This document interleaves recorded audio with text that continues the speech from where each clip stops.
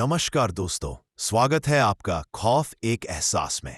आज जो कहानी मैं आपको सुनाने जा रहा हूं, वो मेरे एक सब्सक्राइबर मयंक ने मुझे भेजी है। मयंक कहते हैं कि यह कहानी उनके साथ असली में घटी थी, एक पुराने सुनसान गांव में, जहां अंधेरा सिर्फ रात में ही नहीं, इंसान के दिल तक समाया हुआ था। मयंक कहते हैं, ये बात कुछ साल पुरानी है।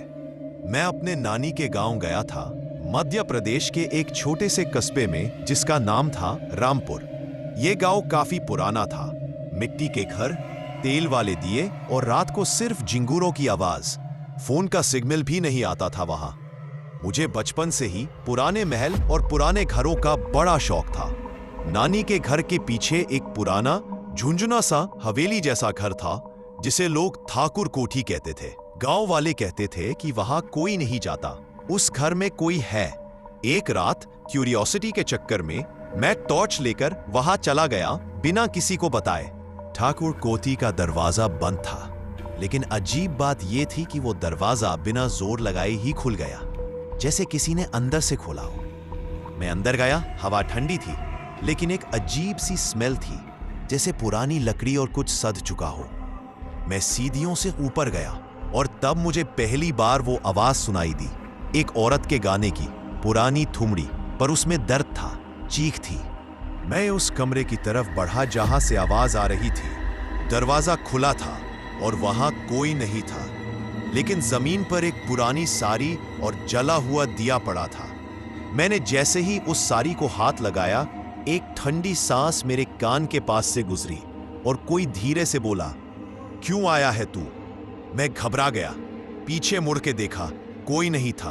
मैं दौड़ता हुआ नीचे आया, पर गेट तक पहुंचते ही मुझे लगा कि मेरी पीठ पर किसी ने हाथ रखा है। मैं सीधा बेहोश हो। होश आया तो मैं नानी के घर में था। मुझे बुखार था और गांव के पंडित जी मेरे पास बैठे थे। उन्होंने कहा, वो जगह श्रापित है। वहां एक दासी का वध हुआ था, जिसे ठाकुर ने जिंदा जलाया था, और उसकी आत्मा आज भी वहां भटकती है।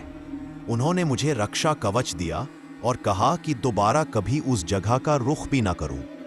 उस दिन के बाद मैंने कभी उस कोठी की तरफ देखा भी नहीं, लेकिन कभी कभी रात में मुझे अब भी वो थुमरी सुनाई देती है और लगता है जैसे कोई मुझे बुलाता हो। तो दोस्तों, ये थी मयंक के द्वारा भेजी गई एक डरावनी कहानी ठाकुर कोठी की। आपका क्या मानना है?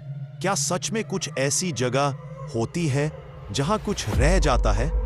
अपनी राय कमेंट में जरूर दें, और अगर आपके साथ भी कभी कोई अजीब या डरावनी घटना हुई हो तो मुझे लिख भेजिए।